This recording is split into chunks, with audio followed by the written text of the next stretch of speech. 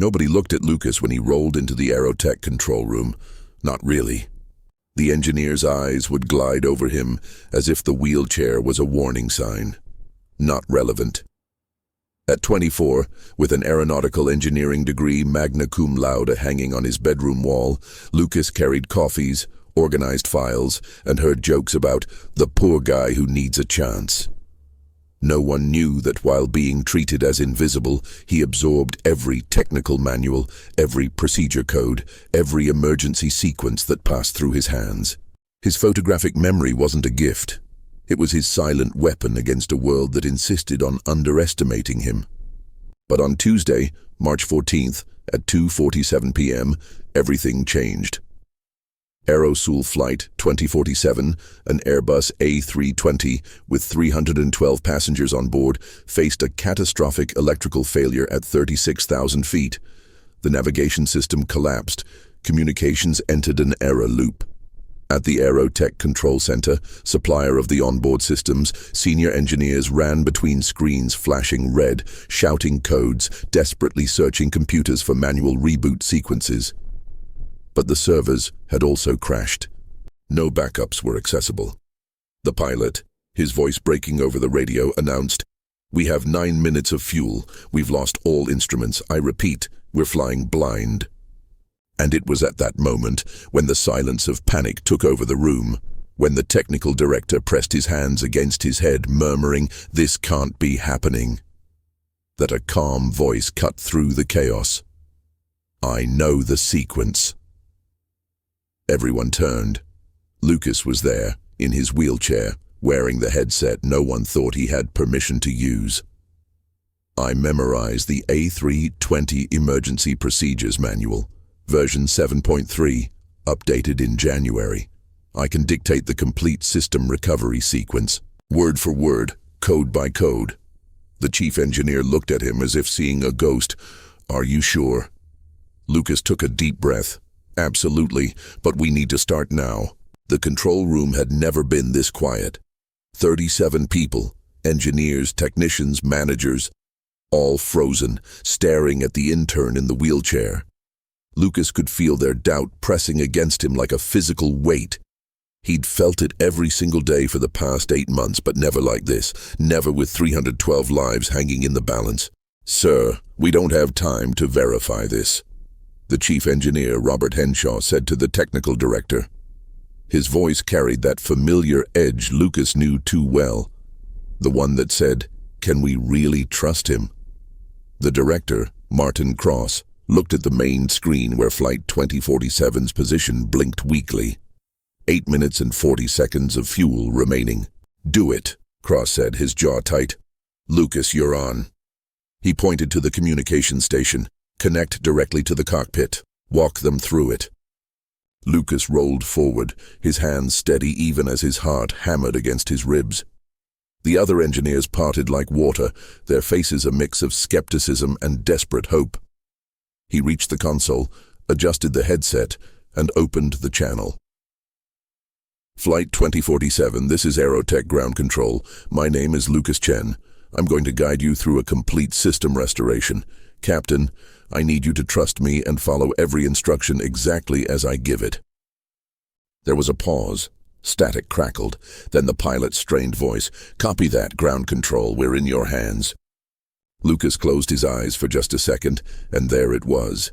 Page 847 of the manual, crystal clear in his mind, every word, every diagram, every warning label.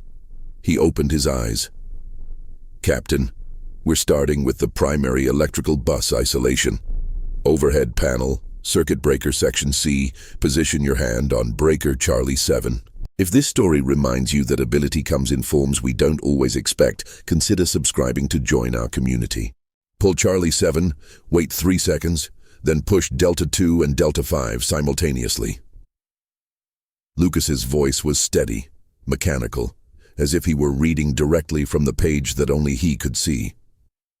In the cockpit, 36,000 feet above the Atlantic, Captain Sarah Mitchell's hands moved across the overhead panel, her co-pilot reading back each action. Charlie 7 pulled. 3 seconds. Delta 2 and Delta 5 engaged. A moment of silence. Then a single beep. One screen flickered back to life.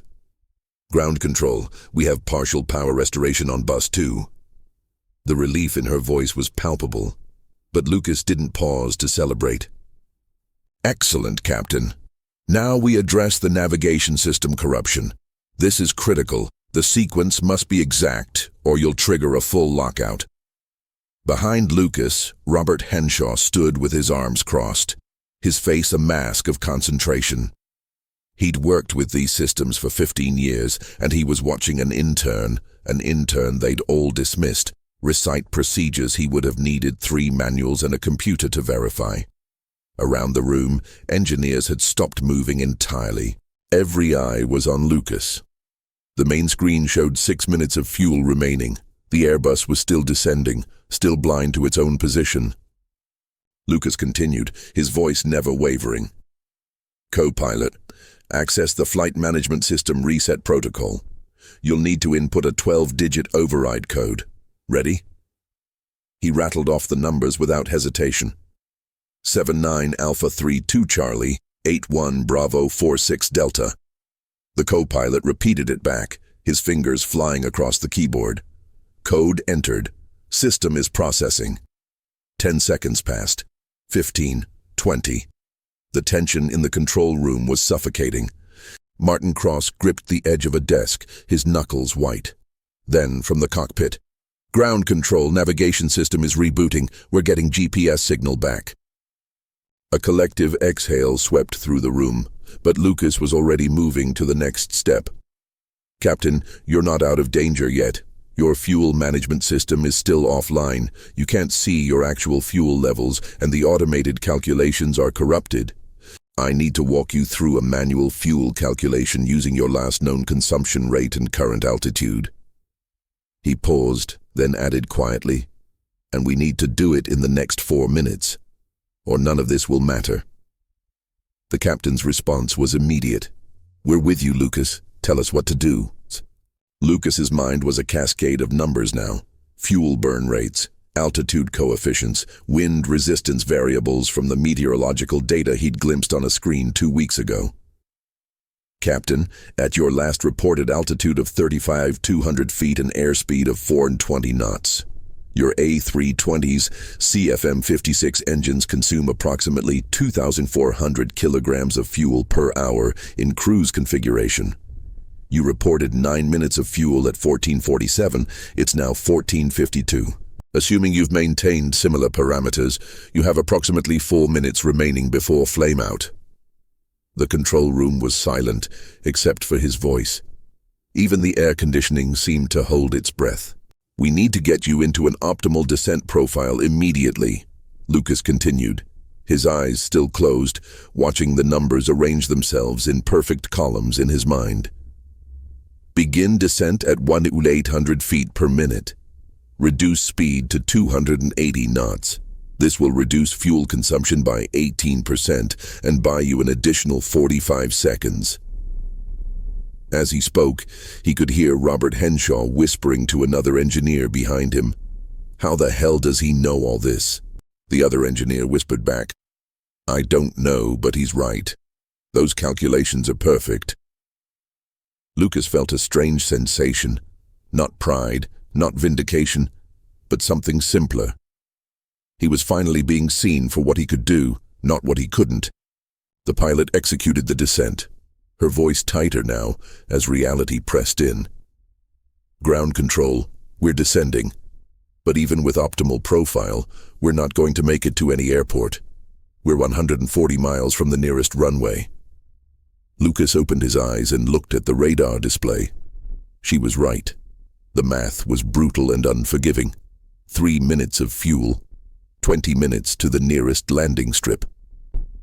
His mind raced through alternatives, emergency procedures, unconventional solutions. Then he saw it, a detail from a logistics report he'd filed 2 months ago, a report no one had read because it came from just the intern.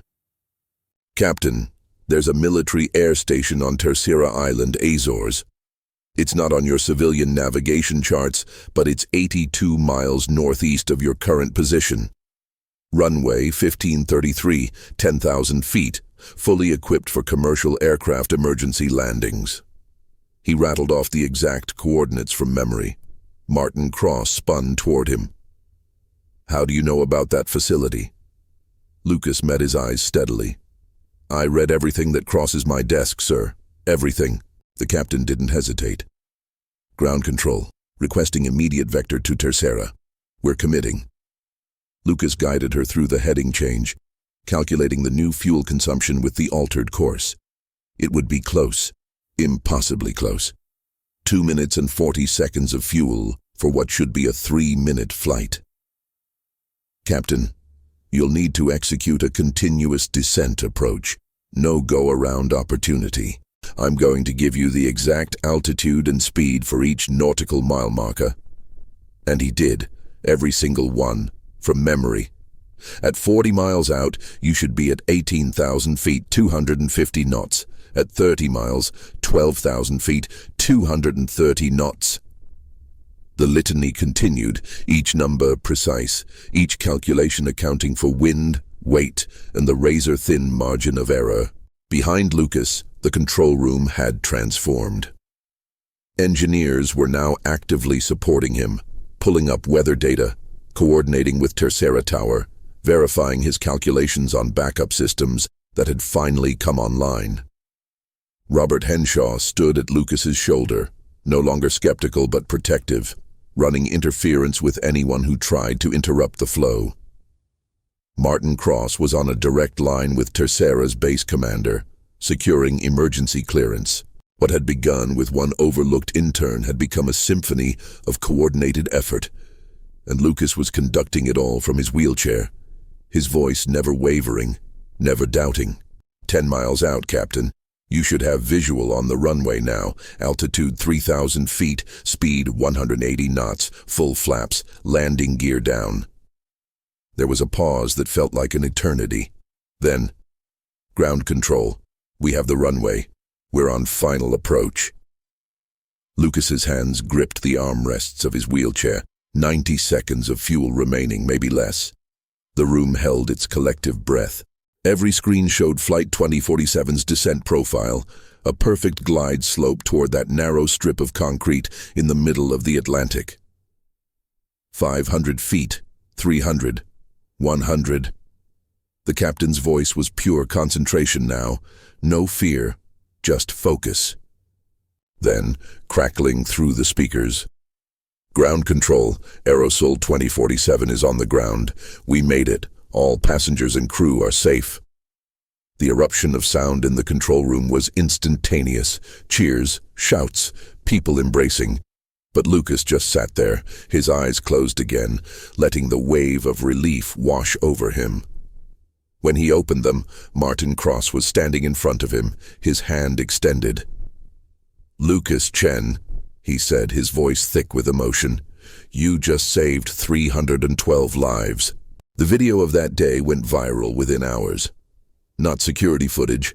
Someone had recorded Lucas from behind, his calm voice dictating sequences while chaos swirled around him, engineers frantically working at his instruction. The headline on every news site was the same. Intern's photographic memory saves 312 lives after system failure. But for Lucas, sitting in Martin Cross's office 3 days later, the real victory was quieter. "We're offering you a senior position in our emergency systems division," Martin said, sliding the contract across the desk. "And Lucas, I want you to know, we failed you. We saw the chair before we saw the engineer. That changes today." Robert Henshaw, now standing beside Lucas as a mentor rather than a skeptic, added, "We're also implementing mandatory accessibility and bias training. You shouldn't have had to save lives to be taken seriously." Lucas signed the contract, then looked up at both men. "I didn't do this to prove anything to you," he said quietly. "I did it because those people deserved to live, and I had the knowledge to help them. But I appreciate that you're finally willing to see past assumptions." He wheeled toward the door, then paused. "Oh, and Martin? I prefer engineer, not intern. I've always been an engineer. Now you just know it too.